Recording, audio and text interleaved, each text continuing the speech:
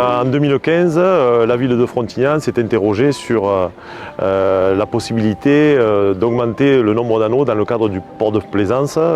Comme tous les ports d'Occitanie, il y a une liste d'attente assez importante et des études ont été lancées. Donc en effet, après étude, il était possible d'augmenter le nombre d'anneaux de 100 anneaux. Les travaux ont démarré en 2020 avec la création d'un épi rocheux dans notre avant-port, permettant ainsi de créer une panne avec une trentaine d'anneaux qui sont des postes d'escale qui n'existaient pas jusqu'à présent.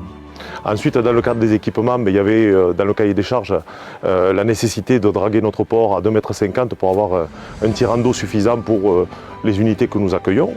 Et également dans le cahier des charges, la création d'un ponton promenade.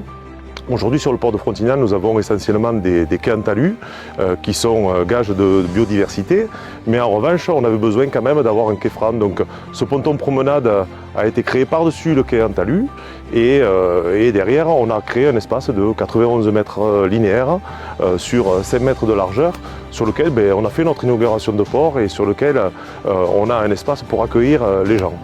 Dans tout ce contexte-là, bien sûr, la biodiversité était importante.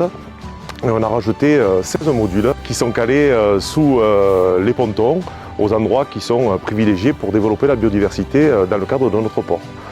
On a créé également un sanitaire suspendu au-dessus de l'eau sans empiéter sur la terre, mais bien au-dessus de l'eau.